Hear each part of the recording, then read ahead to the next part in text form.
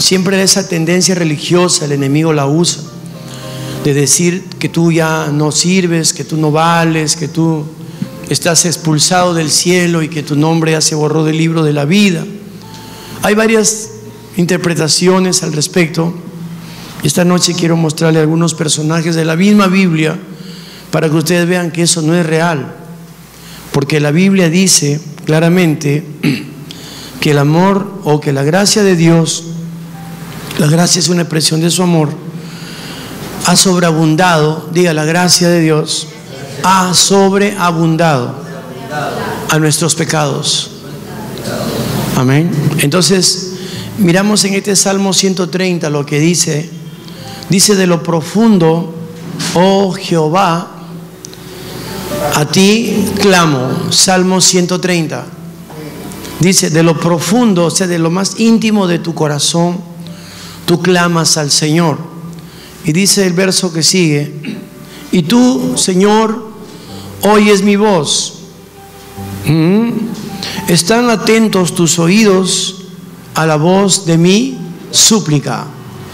O sea, cuando uno ha pecado, cuando uno ha caído, ha ofendido al Señor, lo que tiene que hacer es no correrse del Señor, no alejarse del Señor, sino al contrario, clamar al Señor, pero sabiendo que Él tiene sus oídos atentos a nuestro clamor.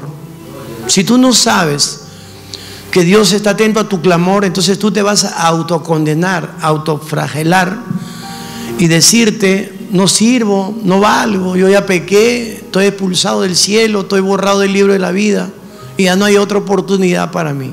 Entonces yo quiero decirte esta noche que todos los días, diga conmigo, todos los días, Dios renueva su gracia para nosotros. ¿Por causa de qué? De que hay un precio pagado en una cruz. Amén. Mire que esto está viéndose en el Antiguo Testamento, donde Cristo aún no ha derramado su sangre, no ha entregado su vida, pero aún aquí la misericordia de Dios le daba esperanza al pueblo de Israel. Amén. Dice el verso que sigue, Salmo 130. Dice: si mirares a los pecados, ¿quién, oh Señor, podrá mantenerse? O sea, mantenerse firme, dice otras versiones, mantenerse de pie en tu presencia, ¿no?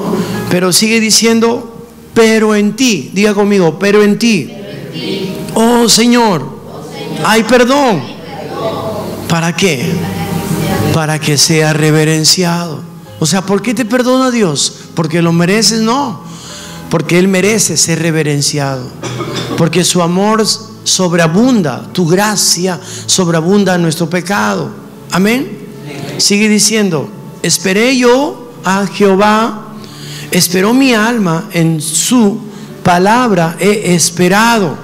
Mi alma espera a Jehová, más que los centinelas a la mañana, más que los vigilantes a la mañana. Ve esa palabra centinela o vigilante, hoy diríamos watchman. ¿Qué hace un watchman nocturno? ¿No? O un watchman, un hombre guardián en español. ¿Qué hace? Cuida, protege la ciudadanía. Aún mientras que la ciudadanía descansa, duerme, el watchman o watchman, el guardián o watchman, él está protegiendo, está cuidando la tranquilidad, la seguridad de la sociedad o de la ciudad. Amén. Pero ese watchman, ese guardián nocturno, él no ve la hora que amanezca. ¿Por qué? Dice así. Mire, voy a volver a leerlo, el verso 6 dice: mi alma espera a Jehová más que los centinelas a la mañana. Más, o sea, más. ¿Por qué es más? Porque aún cuando el watchman tiene su arma de reglamento y puede tener toda la preparación psicofísica para mantenerse como un guardián de una casa, de un negocio, de un banco, etcétera, ese hombre sabe que corre riesgo en la noche más que en la luz del día. Cuando nosotros, dice la palabra de Dios, esperamos más que el centinela, más que el vigilante, que amanezca, que la luz, que la presencia del Señor ilumine nuestra vida, ilumine nuestro entorno, para que de esta manera el enemigo, al ver la luz, la presencia de Cristo, él pueda huir. Por causa de la presencia de la luz, del resplandor de la presencia de Cristo. Amén. Por eso vea bien el verso. Dice: mi alma espera a Jehová más que los centinelas, más que los vigilantes a la mañana. ¿Ve? Amén. Esperé Israel a Jehová, porque en Jehová hay misericordia y abundante redención con él. O sea, no simplemente es redención, sino abundante. Digan abundante redención con él. Y él redimirá a Israel de todos, diga de todos, no de algunos, digan de todos sus pecados. Ahora estamos viendo el antiguo pacto, donde lo que se derramaba era sangre de animalitos. Hoy día, después de la operación de la cruz, de la sangre preciosa de Cristo en ese Calvario, de la vida del Señor Jesús en ese madero de tormento, sacrificada por nosotros. Imagínate lo que dice Romanos 5:8. Dice: mas Dios, Romanos 5:8, dice: mas Dios muestra su amor para con nosotros, que aún siendo pecadores, Cristo murió por nosotros. Amén. O sea, Cristo no murió porque tú eras un santo, ni yo tampoco. Nadie se haga ilusiones tontas, porque si Él murió por nosotros es porque éramos pecadores. Ahora, si la Escritura dice que aun cuando nosotros estábamos muertos en delitos y pecados, Él nos amó y su vida dio, Pablo dice: ¿cuánto más ahora que ya hemos sido perdonados, justificados, redimidos? ¿Cuánto más ahora? O sea, ¿me entienden? ¿No? Antes de que usted y yo conozcamos a Cristo, conozcamos la redención, hayamos aceptado a Jesús antes, hoy, después de haber aceptado la redención, de haber aceptado el regalo de la justificación de nuestros pecados, la redención, amén. Entonces, ¿cuánto más ahora nos amará el Señor? ¿Cuánto dicen amén? Digan: hoy Dios nos ama mucho más que los que nos amaba antes. Porque si cuando éramos pecadores, dice la Escritura que estábamos muertos en delito y pecado, Él nos amó tanto que su vida dio por nosotros. ¿Lo entiende? ¿Cuánto más ahora que hemos sido redimidos y perdonados, justificados, santificados por la obra de Cristo en la cruz? Amén. Entonces digan: hay una gran diferencia para acercarnos al Cordero, para acercarnos al abogado, al defensor. Romanos 8:38, ¿qué dice? ¿Quién acusará a los escogidos de Dios? ¿Quién? Si Él es el que su vida dio por nosotros, ¿para qué? Justificarnos, para perdonarnos. ¿Quién? Amén. ¿Quién? Diga: ¿quién acusará a los escogidos de Dios? ¿Quién? O sea, no hay nadie que pueda acusarte. Diga: no hay nadie que pueda acusarme, porque si Él me perdonó, Él lavó con su sangre todo mi pasado y no se acuerda más. Entonces yo tengo libertad plena para acercarme al trono de la gracia, para tomar el oportuno socorro y poder caminar seguro y estable con el Señor. Amén. Amén. Entonces tenemos que tener cuidado con esa idea equivocada de que cuando tú pecas no sirves, estás expulsado, estás borrado del libro del cielo. Tenga cuidado. Diga: Dios es mi Padre y Jesús es mi abogado. Entonces no tenemos por qué dudar, no tenemos por qué creerle al mundo, creerle al diablo, creerle a la religión. No, créale a la palabra, créale a la Biblia, créale al Señor. Amén. Nosotros podemos ver el caso de Abraham. Ustedes conocen ya que Dios le había dado una promesa de que tendría un hijo a él y a su esposa Sara. Pero ¿qué pasó con Abraham y con Sara, la esposa de Abraham? Ellos se desesperaron, habían pasado 10 años, ya no resistieron más. Entonces dice la palabra de Dios que Sara le rogó al marido para que se acostara con la sirvienta Agar, una egipcia. Entonces Dios no desechó a Abraham por esta cosa. No, en el capítulo 15 de Génesis dice la palabra que Dios le dio una promesa de darle un hijo. Pero ¿qué sucede? Ellos la riegan toda. En el capítulo 16 de Génesis, ¿no? Abraham se acuesta con su empleada, con su sirvienta Agar, la egipcia, por los ruegos de la propia esposa Sara. Pero ¿qué sucede en el capítulo 17 de Génesis? Dios vuelve a hablarle a Abraham y le dice: ¿sabes qué? Ese chico, ese hijo no te va a heredar. Yo te voy a dar prole, yo te voy a dar descendencia de tu esposa, de tu mujer, Sara. Amén. Entonces, cuando Dios, dice la palabra, ya le había hablado y él transgrede, es decir, no tiene la paciencia para esperar. Habían pasado 10 años, tampoco no era poco. Luego tuvieron que pasar 15 años más para que venga nuevamente la promesa de Dios, la palabra de Dios en cumplimiento con su hijo Isaac. Por eso es que Sara se rió y Dios tuvo que ponerle al niño Isaac, que significa risa, porque ella dijo: ¿cómo? Yo soy una mujer de 90 años, no tengo la regla menstrual, además he sido estéril toda mi vida. ¿Cómo voy a tener hijos? ¿Te estás burlando de mí, ángel? Y comenzó a reírse. Y Abraham también. Yo tengo 100 años, soy un viejo, decrépito, impotente sexual. Pero ¿cómo es posible? Entonces comenzaron los dos a reírse.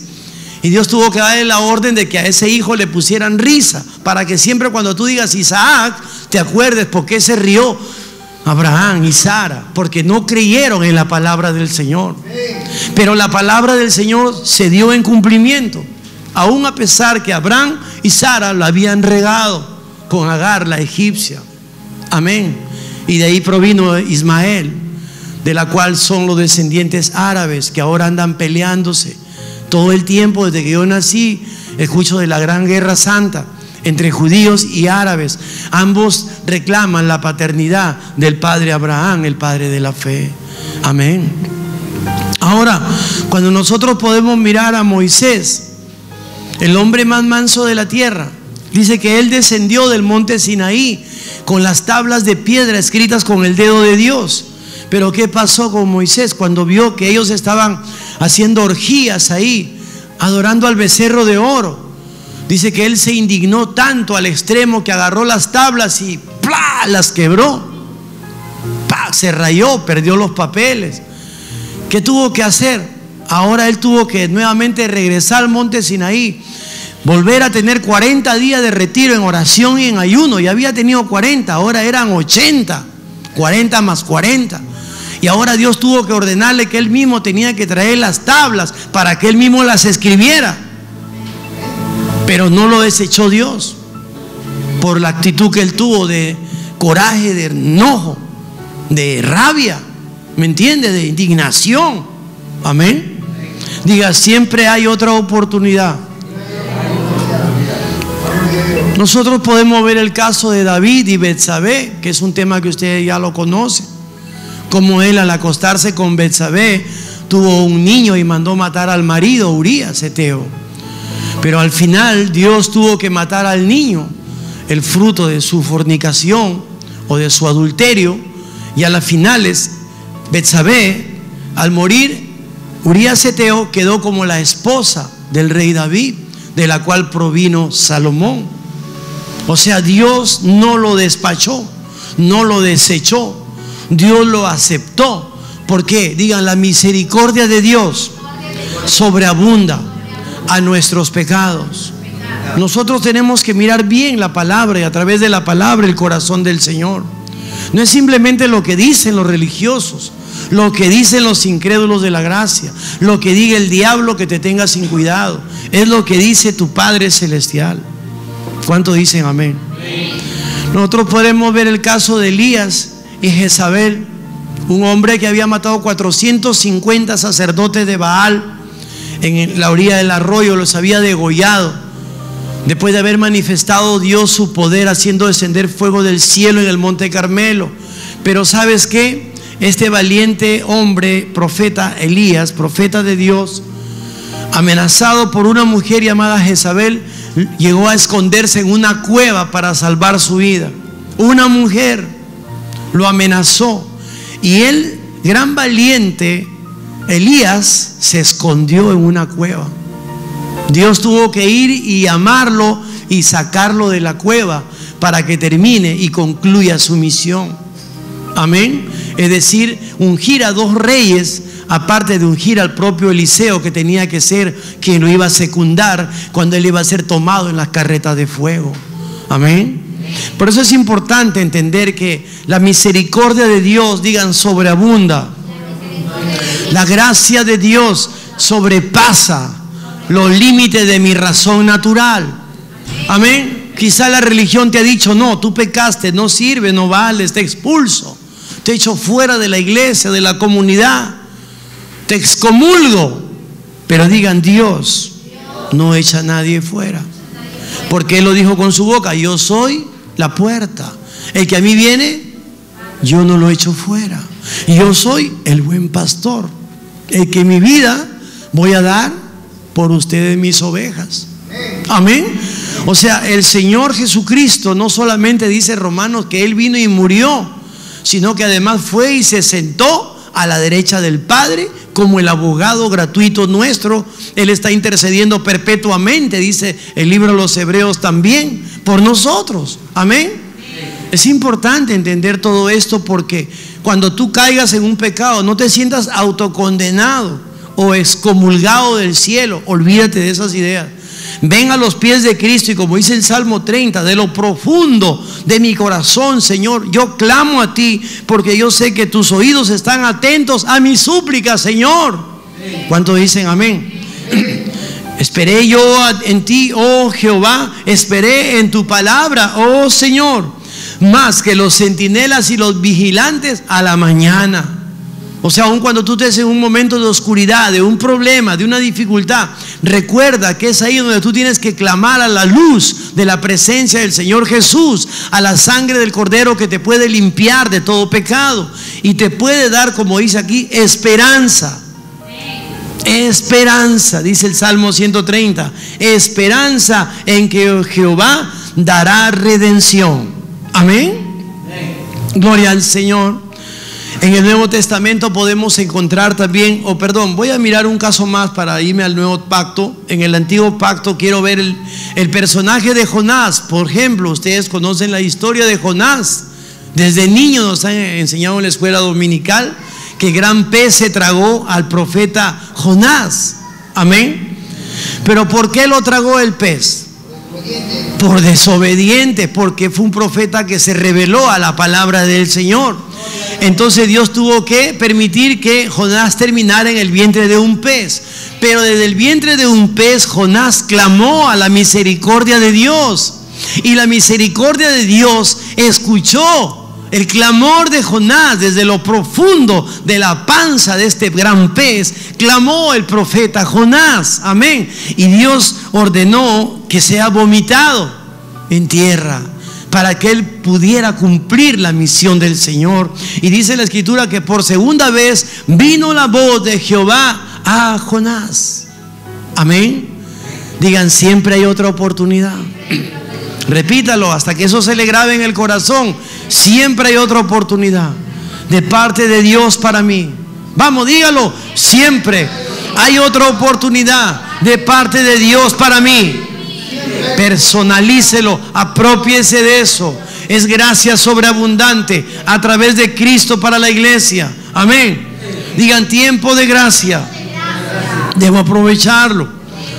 Conocemos el caso del hijo pródigo, que se malgastó todas las riquezas que su padre le había heredado. Pero sin embargo, cuando él retornó del chiquero de los cerdos, el padre jamás increpó en qué se malgastó el dinero o con quién. Simplemente el padre corrió a abrazar al hijo, besó al hijo, aún maloliente y pestilente con olor a cerdos, ¿verdad? Lo abrazó, lo besó. Con qué amor, con qué ternura corrió el padre hacia él. Y Dios le dijo, que la simbología del padre: tú eres mi hijo. No, recíbeme aunque sea como un sirvientito. No, tú eres mi hijo, tú tienes mi ADN en tus venas. Cuando tú vienes a los pies de Jesús, es lo mismo que Dios te dice el Padre a través del Espíritu Santo. Tú eres mi hijo, tú eres mi hija, tú eres mi hijo. Vamos, dígalo. Yo soy un hijo de Dios. Yo soy una hija de Dios. Tú no eres un sirviente de Dios. Tú eres un heredero de papá y un coheredero con Jesús. Amén. Gloria al Señor. Siervos por voluntad propia. Nos rendimos la voluntad al Señor, pero por la voluntad del Padre somos hijos. Por eso dice: mirad cuál amor os ha dado el Padre para ser llamados hijos de Dios. Amén. Y recuerde que no solo es el llamado, sino es en San Juan 1:12 que hemos sido hechos. Diga, hechos hijos de Dios. Amén. Tenemos potestad legal dada por Dios de haber sido hechos hijos de Dios. Amén. Podemos mirar el caso de Pedro. Ustedes conocen la historia de Pedro, cómo negó a Jesús y cómo él renegó y maldijo la hora cuando a la tercera vez le preguntaron si él era un seguidor de Cristo. Él dijo: ni lo conozco, ¿quién será ese varón? Maldita sea la hora, dijo, se rascó la cabeza. No conozco ese varón. Oye, tú te vistes como ellos, tú hablas como ellos. ¿Quién, yo? No, y comenzó a hablar barbaridades para que no lo maten. Le entró el pánico, le entró el terror. Pero aún a pesar de eso, de él negar a Jesús, el Señor Jesús tuvo que regalarle una pesca milagrosa. El Señor Jesús tuvo que ir y buscarlo a Pedro y decirle: Pedro, ¿sabes qué? Tú vas a pastorear mis ovejas, tú vas a alimentar a mi grey. Pedro, tú vas a nutrir a mis hijos con mi palabra. Y Pedro fue el pastor de la iglesia primitiva. Fue el primer predicador el día de Pentecostés en el aposento alto, según Hechos capítulo 2. Está en tu Biblia. Amén. Digan: siempre hay otra oportunidad. Repítalo: siempre hay otra oportunidad de parte de Dios para mí. ¿Por qué? Porque su gracia ha sobreabundado. Dígalo: su gracia de mi Dios ha sobreabundado a mis pecados. Amén. Ustedes conocen la historia de Pablo. Pablo era un amante de Dios, era un hombre sincero, era un hombre honesto, íntegro, celoso como él. No hay como yo, decía él mismo, se jactaba de ser un hombre celoso en cuanto a la ley. Pero él estaba confundido, estaba equivocado, llegó al extremo de ser testigo de la muerte de Esteban. ¿Recuerdan? Él consintió la muerte del joven predicador Esteban, un predicador de Cristo. Y es más, Ananías, un sirviente de Cristo, no quería ir a imponer manos sobre Saulo, el gran perseguidor de la iglesia, porque decía: ese loco, no, Señor, ese cuántos males ha hecho a tus santos en Jerusalén. Yo no voy a ir a imponer manos sobre él. ¿Y qué le dijo el Señor? Ve, porque instrumento escogido me es este. Amén. Recordemos bien que Dios escogió lo vil y lo menospreciado del mundo y lo frágil y lo débil para avergonzar a lo fuerte. Amén. Para que nadie se jacte en la presencia del Señor, sino que todos tenemos que darle la honra y la gloria al Señor. Amén. Porque si tú te lo mereces o yo me lo merezco, entonces le robo la gloria a Dios. No, nadie aquí. Todos somos simplemente un regalo de Dios, una gracia, una dádiva, un don. Eso es lo que Dios nos dio a través de Cristo: la salvación, el perdón, todo gratuitamente. Nadie tuvo que merecerlo, nadie. Ni trate de merecerlo, porque sería un error suyo. Escupiría el rostro de Cristo, pisotearía la sangre del Cordero perfecta. Así que usted nomás se acerca al trono de la gracia y tome el oportuno socorro, porque a la derecha del Padre está Cristo, el sumo sacerdote, compasivo y clemente, intercediendo por usted todo el tiempo. Amén. Y Pablo, ¿quién llegó a ser? El predicador más grande de todos los tiempos y el escritor de más epístolas en todo el Nuevo Testamento, el que más revelación y luz trajo a la iglesia del Señor. de todos los tiempos, no solo la primitiva. Recuerden que el Señor tuvo que llevarlo al tercer cielo y le mostró cosas que eran indecibles, dice, inefables, imposibles de explicar y prohibidas para decirlas en aquel tiempo.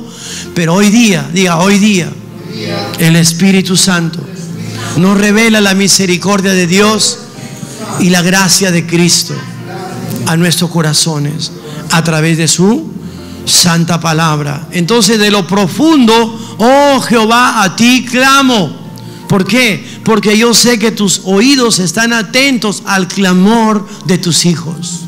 Vamos, díganlo conmigo. Desde lo íntimo, de lo profundo de mi corazón, a ti clamo, Padre, porque sé que tus oídos están atentos a mis súplicas.